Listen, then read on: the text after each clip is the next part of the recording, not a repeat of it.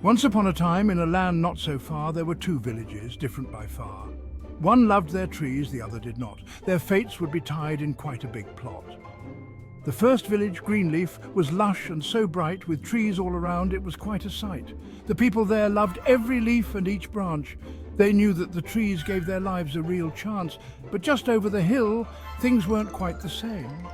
In bare land, the trees were considered a shame. They chopped and they logged without any care, not knowing the trouble that soon would be there. This is the story of these villages too, and how they learned what trees can do. So listen up close and you'll soon understand why trees are so important across all the land.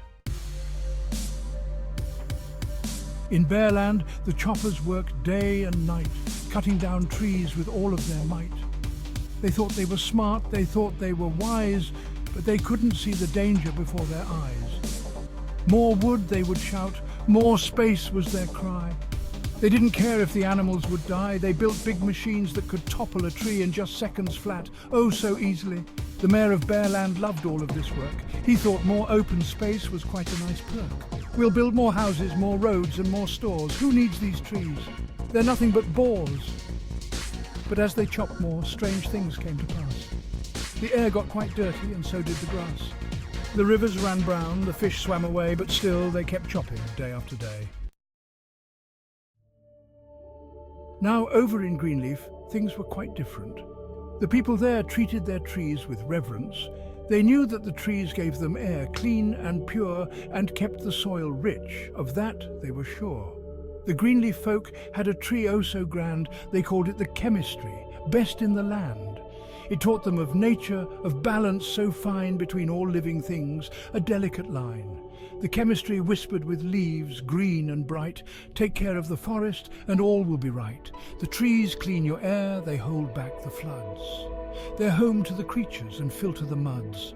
The people of Greenleaf listened with care. They knew that the Chemistree's wisdom was rare.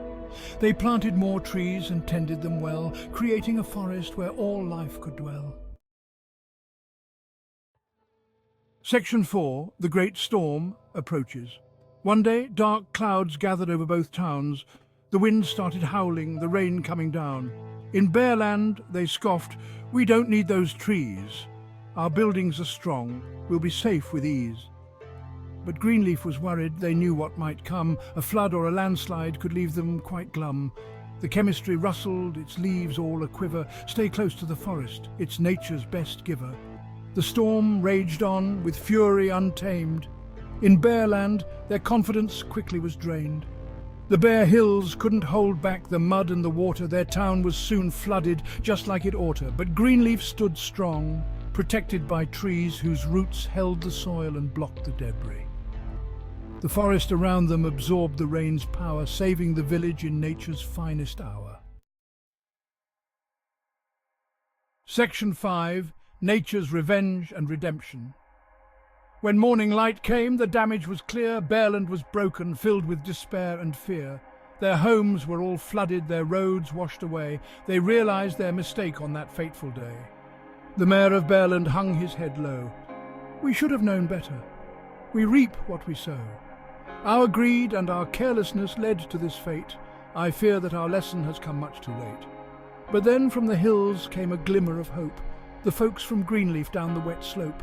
They brought seeds and saplings and knowledge to share, to help Bearland rebuild with much more care. The Chemistree's wisdom spread far and wide, teaching both villages to work side by side. They planted new forests where once there was none, and slowly but surely their work was done. Section 6, The Chemistree's Lesson. Years passed by quickly, and what do you know? Both villages thrived, their trees did grow. The air became cleaner, the waters ran clear, and animals returned, no longer in fear.